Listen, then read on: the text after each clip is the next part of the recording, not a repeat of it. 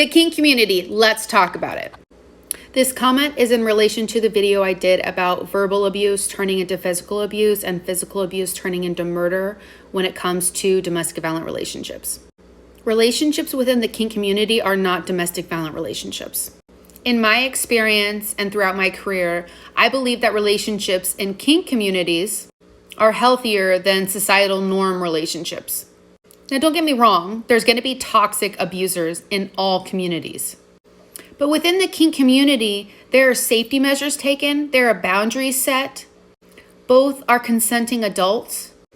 Both parties in the relationship get something pleasurable out of the relationship and the kink that they're into.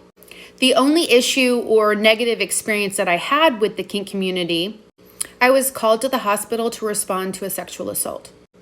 I was told that she was a little that was badly injured by her big. When I arrived at the hospital, she was soft-spoken and sweet. The injuries were the worst that I have ever seen.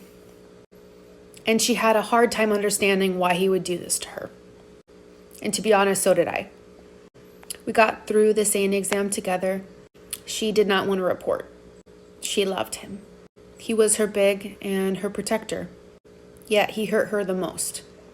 After that, I started researching the kink community, big and littles. I went down a rabbit hole of YouTube videos, TikToks, etc. I talked to big and littles on forums. And what I came to understand is he was an abuser.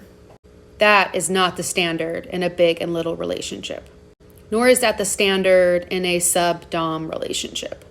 And any dom or big that I spoke to about the situation were completely enraged and disgusted by what he did and wanted his name. But that is the only negative experience that I've had with people within the kink community. The rest of my experience with them are wonderful. But like I said, in any community, there can be toxic and abusive people. And just like domestic violent relationships, it can still be difficult to tell whether you are in a domestic violent relationship or not, whether you're being abused or not. So to me, there is no real difference between the different types of relationships or communities when it comes to domestic violence.